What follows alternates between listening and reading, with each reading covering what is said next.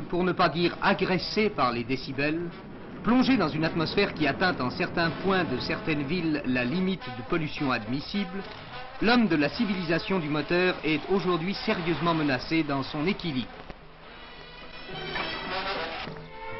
Peut-il croire à un avenir meilleur? Ce n'est pas impossible. Écoutons l'ingénieur Grégoire. Le moteur à explosion a atteint un tel stade de perfection qu'il est très difficile à déboulonner.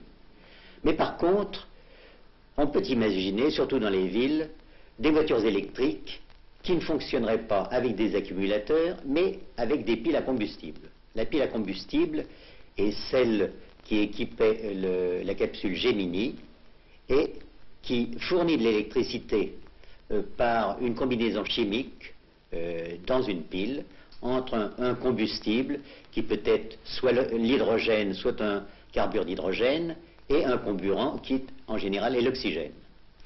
On travaille beaucoup la question dans le monde. La France travaille également la question, et différentes organisations ont imaginé des piles à combustible de laboratoire qui fonctionnent actuellement. Ces piles qui peuvent résoudre tant de problèmes et qui sont le résultat des efforts du Centre national de la recherche scientifique et d'une vingtaine d'organismes différents ont été exposées à Paris.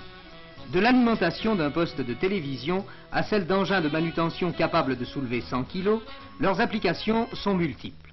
Pourquoi pas demain à l'automobile, puisqu'il existe déjà une pile capable d'actionner une hélice de bateau ou de mettre en rotation une roue. Il est aujourd'hui dépassé le temps où les piles à combustible se bornaient à faire fonctionner les petits trains électriques des ingénieurs.